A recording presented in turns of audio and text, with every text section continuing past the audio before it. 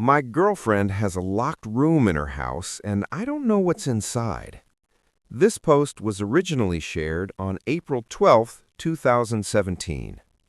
A 31-year-old man explains that he's been with his 29-year-old girlfriend, Amy, for 5 years.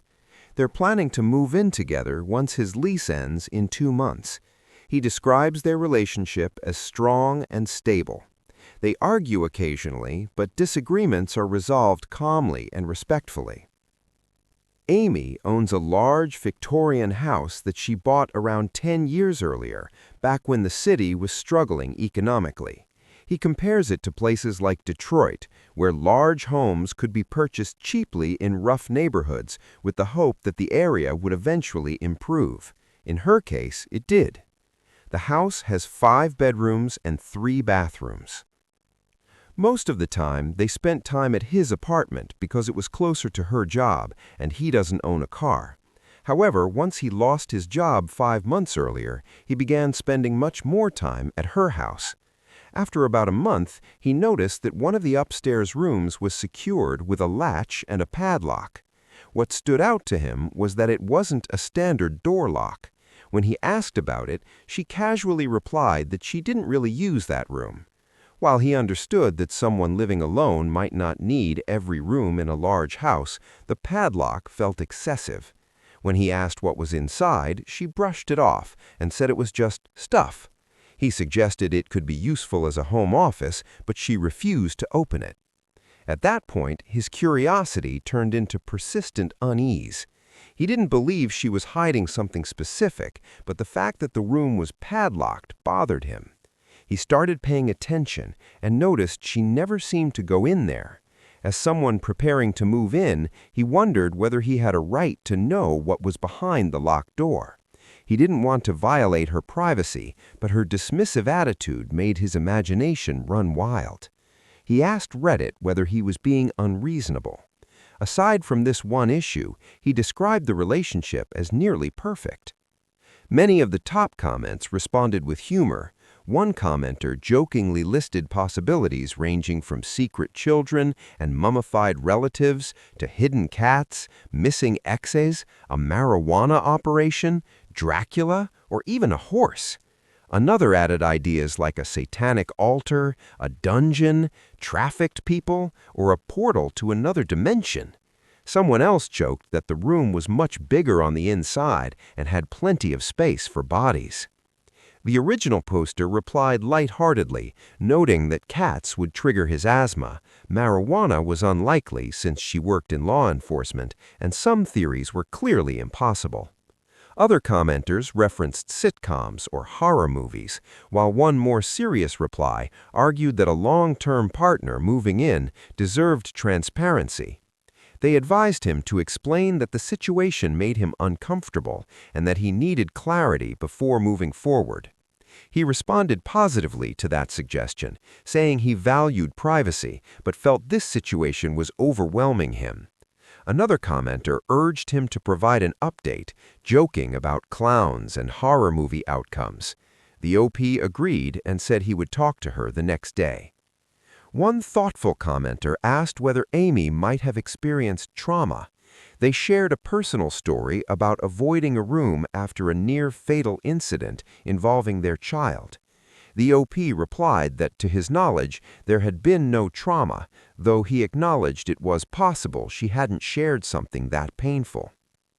3 days later, on April 15, 2017, the OP posted an update. He explained that he finally spoke with his girlfriend after her overnight shift. At first, she tried to avoid the conversation, but he told her he couldn't move in without knowing what was in the locked room and seeing it himself. He reassured her that he didn't care what it was. Based on Reddit comments, he had started to believe it might contain firearms or work-related equipment. Instead, she broke down completely. He described intense, uncontrollable sobbing, something he had never seen from her before. It took a long time before she could speak clearly. At that moment, he realized it wasn't about her job. The room, he learned, was completely empty. When she was 19, she bought the house cheaply due to the neighborhood and its condition.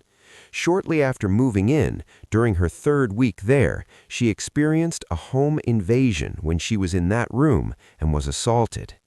With no money to move and no nearby family, she stayed in the house, installed security measures, locked that room, and made the decision to never enter it again.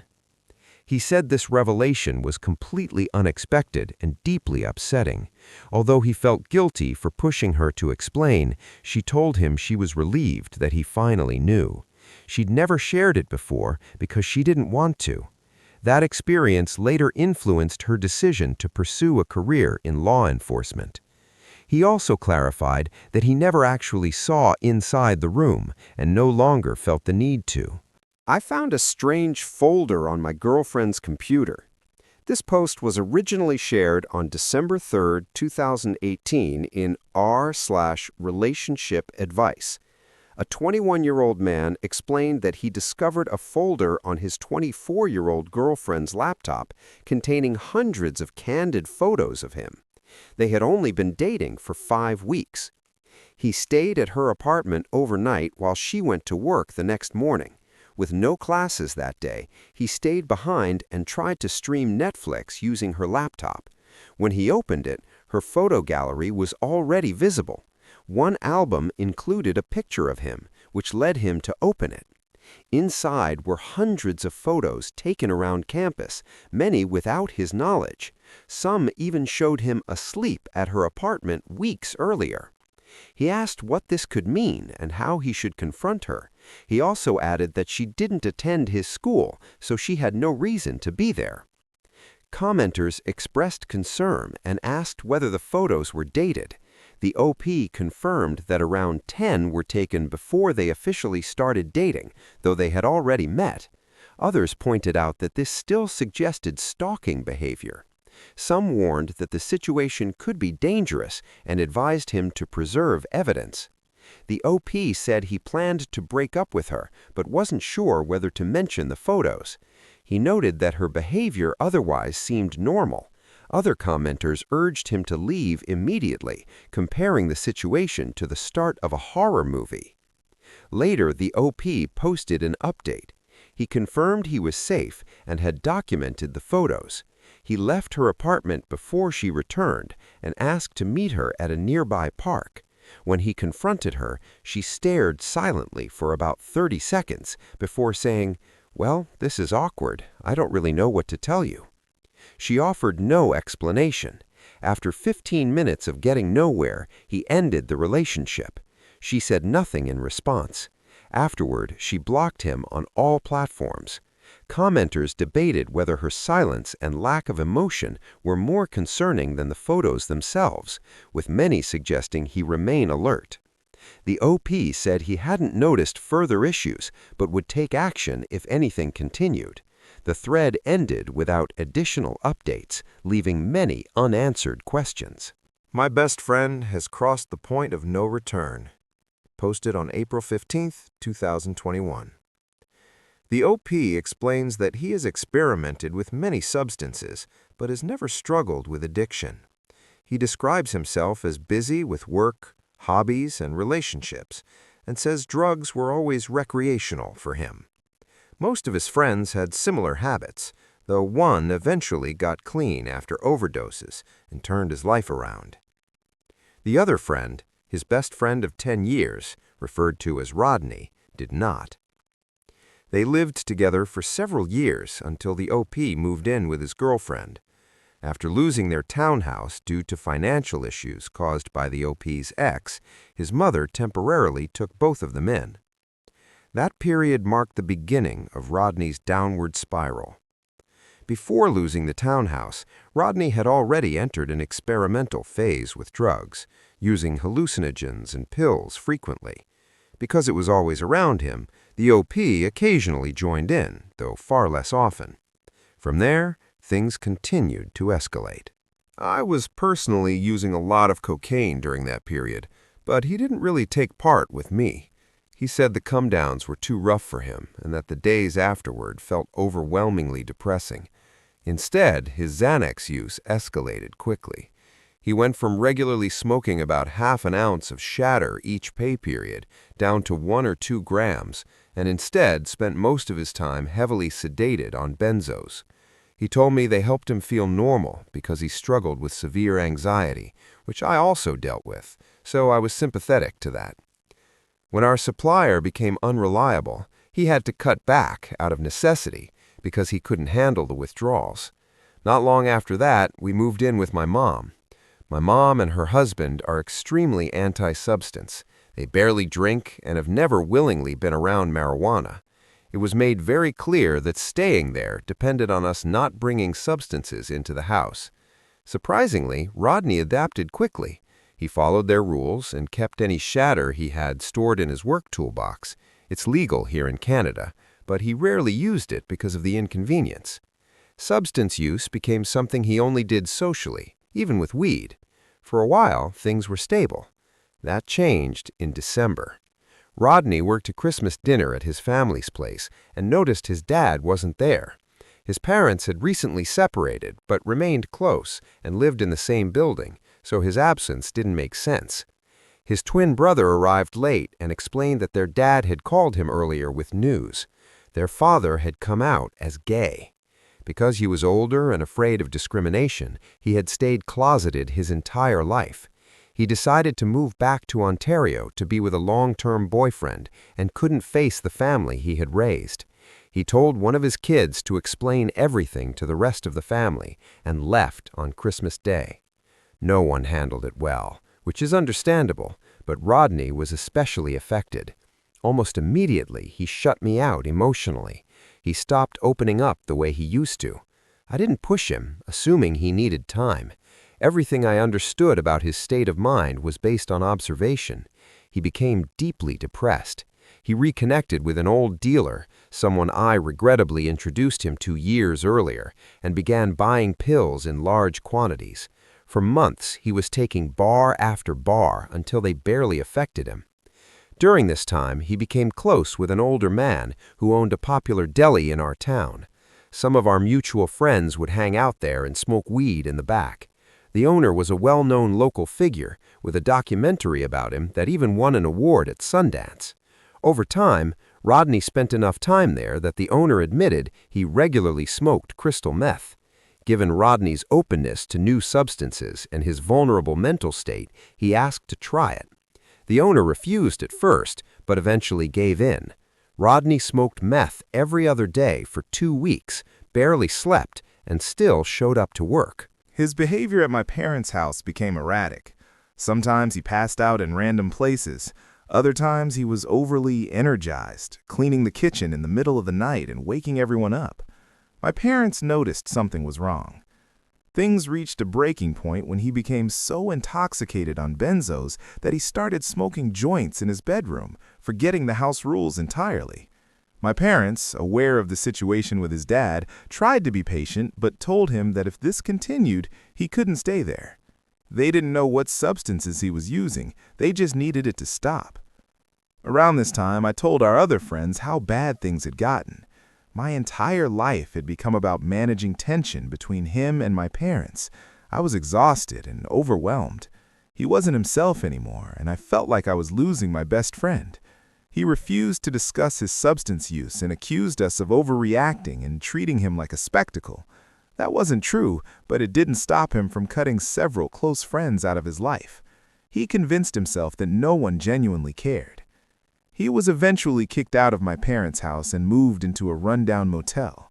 One day, while heavily intoxicated, he admitted to me that he'd started having sexual encounters with the deli owner during meth sessions. He said he wasn't gay, just acting on impulses.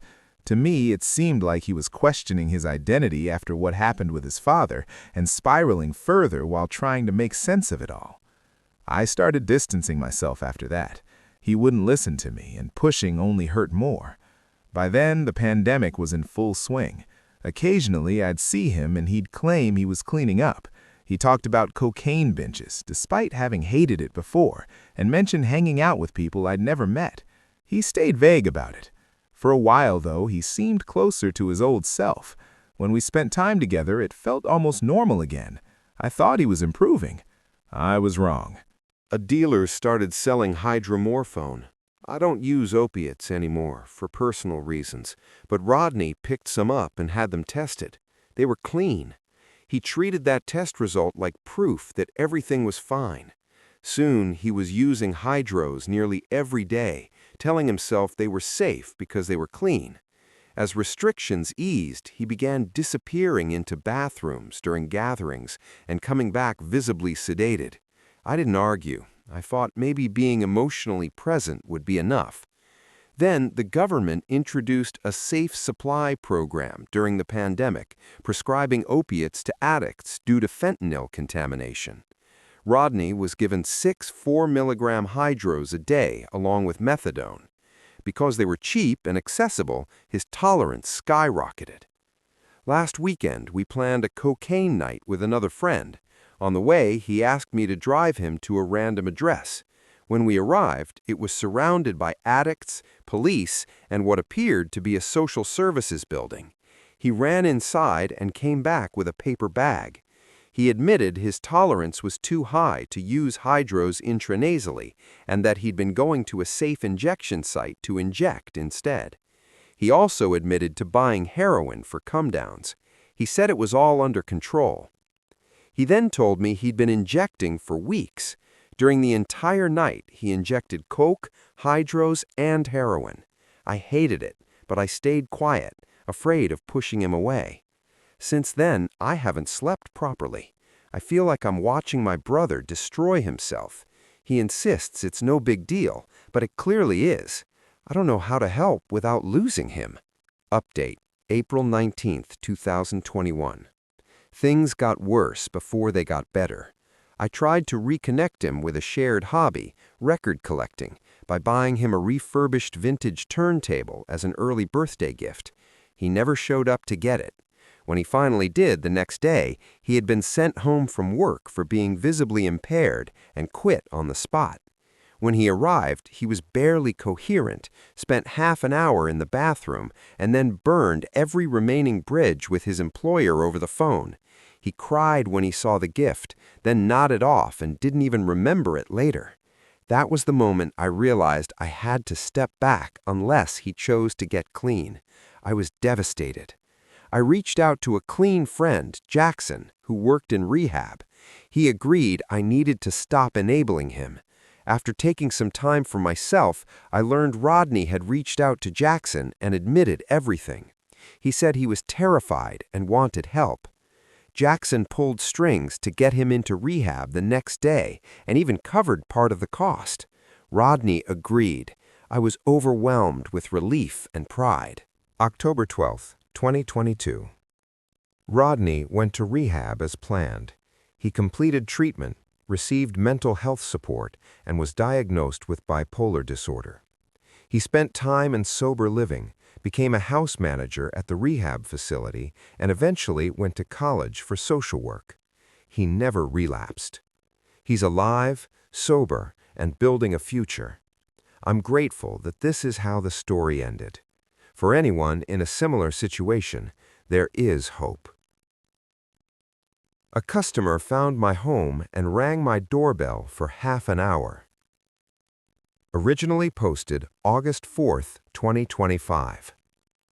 A 27-year-old woman working in the cannabis industry described a disturbing incident involving a longtime customer. He had always been quiet and routine. One day, he lingered in the shop for an hour, asked personal questions, and invited her out. She declined. Later that night, he showed up at my condo and repeatedly rang the doorbell. She ignored it while showering, unaware it would escalate further. But when I finally stepped out of the shower, my doorbell was going off non-stop, ding, ding, ding, over and over, then pounding on the door, ding, ding, ding again. I immediately called my mom because I was panicking. My first thought was that something serious might be happening in the neighborhood, but my neighbors know me, have my phone number, and would normally come to the back door if there were an emergency. She stayed on the line with me and could hear the noise too. My dog was losing it, barking uncontrollably, and whoever was outside was clearly desperate for me to answer. I quietly looked through the blinds in my spare bedroom, and that's when I realized who it was. It was my customer, the same customer who had asked me out and who I had turned down. He had been standing there for about 20 minutes, trying to get me to open the door. I live very close to my job, close enough to walk. He could have followed me home from work or seen me walking my dog nearby. I don't know how long he'd been watching me, but there he was on a Sunday night, ringing my doorbell and banging on my door non-stop. I texted my neighbor, who's basically like a second mom to me, and she showed up within seconds. We stayed at the back door, still hearing the doorbell and the pounding. I was shaking uncontrollably. I felt completely disoriented because I didn't understand what was happening, and she called the police for me. Officers arrived within 5 minutes. From the last knock to their arrival was maybe 3 minutes. He must have run off as soon as he saw the patrol car. I gave my statement to the police. I told them about Thursday. I explained that this customer had been banging on my door for more than half an hour. They sent additional squad cars to patrol nearby areas. The problem was that after more than 4 years of seeing this customer, I didn't know his name. I truly had no idea who he was or what he wanted. How long had he known where I lived? How long had he been following me? Why would someone ring my doorbell for 30 minutes late at night? Was he trying to scare me? Was he trying to hurt me? I didn't know. All I had done was tell him I was busy and couldn't go to the fair with him. I called a friend who let me stay at her place that night because I didn't feel safe going home. I live alone with my dog and I don't want to move, but without his name, there wasn't much I could do legally. It was 3 a.m. and I was going through security footage, transaction records, anything that might help identify him. He had mentioned getting fired from JCPenney, but I didn't know if they would share any information. I was trying to gather enough evidence so police could find him without a name. I was terrified. I couldn't sleep or eat, and the thought of returning to my home made me sick. I kept wondering how I was supposed to go back to work. I had plans and goals to leave this job eventually, but now I was forced to decide whether to leave immediately or risk my safety. I felt overwhelmed and distrustful of everyone.